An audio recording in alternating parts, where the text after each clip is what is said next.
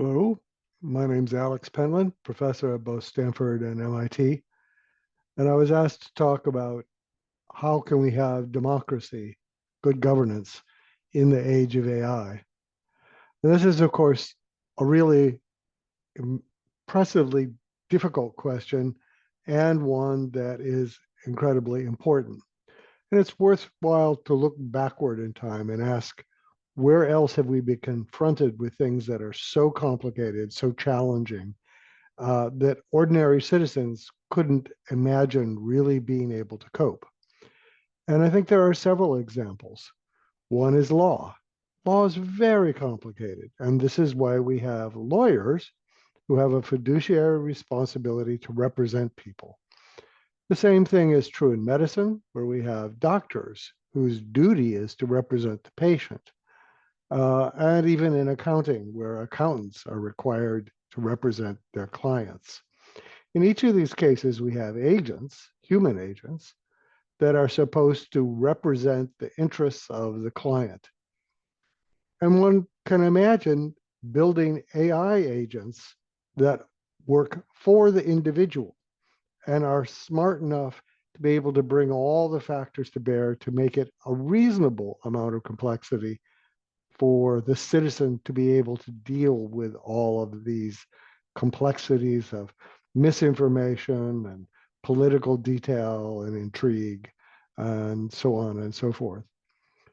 And in fact, we've shown in large scale experiments here at Stanford that you can do this, and it has impressive effects on misinformation, on people's awareness of the situation, without removing their agency.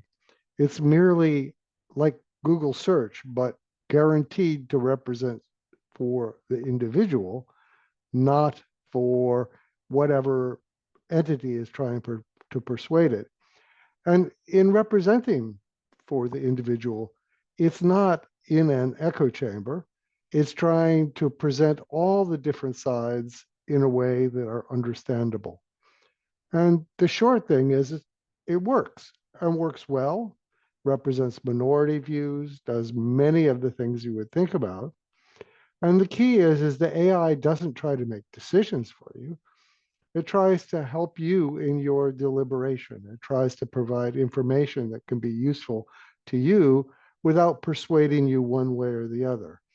And the evidence is that works really pretty well, more than you would think. So we've been building these things. We have a test case in Washington, D.C. with the citizens, and then assuming that all goes well with other cities around the United States. And I think it's something that you can generalize. You can imagine, for instance, who's going to represent a consumer in a world where all of the companies have agents trying to persuade you? Who's going to represent the citizen in a world where there's medical information, misinformation, and much of it is economically motivated? So empowering citizens to have broader, more deliberative agency is, I think, a great way forward. And we had a session at Davos this year about that and got amazing people to show up and take it very seriously, both for medicine and for law and for government.